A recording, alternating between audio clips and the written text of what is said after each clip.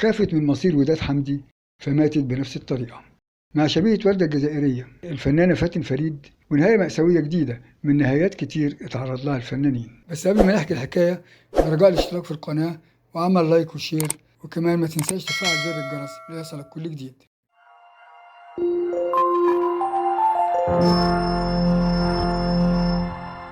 بسبب التشابه الكبير بينها وبين المطربة الوردة الجزائرية أطلقوا عليها توأم وردة. ملامح الوجه كانت قريبة جدا لدرجة إن كتير من الناس كانوا بيلاقوا صعوبة في التفرقة بينهم أو كانوا فاكرينهم إخوات أو توأم.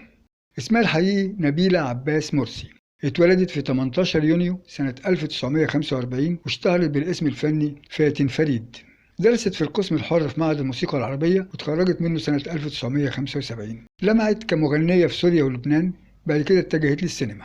اشتغلت مع كبار النجوم في السينما: فريد شوقي، محمود ياسين، عزت العلايلي، بوسي، واحمد بدير وغيرهم. أدت بعض الأدوار الثانوية قبل ما يعرفها الجمهور كبطلة في فيلم وحوش المينا مع فريد شوقي وبوسي وفاروق الفيشاوي ومن إخراج نيازي مصطفى. يعتبر الفيلم ده هو بداية تقديمها للجمهور كبطلة مطلقة مع أهم نجوم الفترة دي. نجاحها في فيلم وحوش المينا شجعها على تقديم فيلم امرأة تدفع الثمن مع فريد شوقي ومحمود ياسين وهشام عبد الحميد، واللي كان من إخراج حسن إبراهيم. وبعديه قدمت فيلم الخطيئة السابعة مع فاروق الفيشاوي وعايدة رياض وإخراج عبد اللطيف زكي. كمان أنتجت فيلم بياضة بطولة رشدي أباظة ويسرى، اللي كان آخر أفلام رشدي أباظة، وأصيب فيه بالمرض أثناء تصويره ورحل قبل ما يكمل دوره. كان آخر أعمالها مسلسل بطة وأخواتها بطولة غادة عبد الرازق وأحمد بدير سنة 2004. قعدت بعد المسلسل ده 3 سنين ما اشتركتش في أي عمل فني. اتخصصت في الأغاني الشعبية وتألقت في تقديمها، وكان من أبرز أغانيها اللي تعبنا سنين في هواه: نص كلامك كدب، إن كنت ناسي، غدارين، وفر دواك، ويانا يا هي، وخليك على عومي. أما أبرز أعمالها السينمائية فيلم الرغبة والضياع، عاشق الروح، صراع الأقوياء، امرأة تدفع الثمن، والجدعان الثلاثة، طبعا بالإضافة لفيلم وحوش المينا. كمان ظهرت قبل كده في فيلم العتبة جزاز كمطربة أفراح. فاتن فريد اتجوزت مرتين، والجوازتين كانوا من خارج الوسط الفني. خلفت 5 بنات: سمر وهويدا ومنال ودلال وغزال.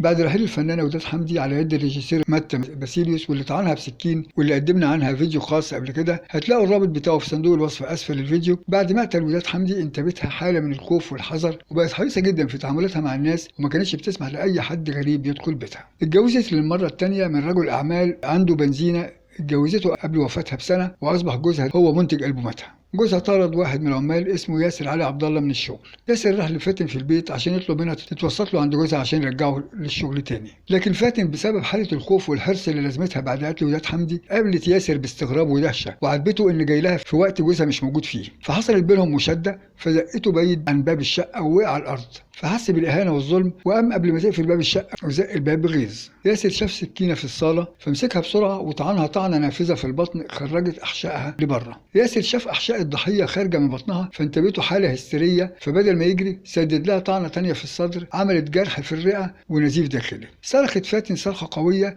خلت ياسر يجري مذعور، واتجمع الجيران اللي بدأوا يلاحقوا الجاني. هويدا بنت الضحية اللي كانت ساكنة في العمارة اللي جنبيها قالت إن فاتن فريد ما كانتش أمي بس، لكن كانت كمان أختي وصديقتي، وقبل وفاتها بدقايق كانت بتتكلم معاه في التليفون، واستمر بينهم حوار لمدة ساعة تقريبا كانوا بيتكلموا فيه في أمور الدين، وبالتحديد عن فضائل سورة ياسين. وقالت إنها حضرت على صوت الصرخات من الجيران، وشافت أمها واقعة على الأرض وكان الدم بينزف منها بغزارة ومحوطها من كل ناحية، فحضنتها بقوة وبكت، وفاتن قالت لها بصوت ضعيف: ياسر قتلني. اتوقفت كلماتها وراحت في غيبوبة ما فاقتش منها، وأما وصلت مستشفى الهرم كانت آخر لحظات فاتن فريد وغادرت الحياة. دي كانت نهاية الفنانة فاتن فريد اللي خافت من مصير وداد حمدي فماتت بنفس الطريقة. من فضلك إذا عجبك الفيديو شرفنا بالاشتراك في القناة وعمل لايك وشير، وكمان ما تنساش تفعل زر الجرس ليصلك كل جديد. شكرا، السلام عليكم ورحمة الله وبركاته.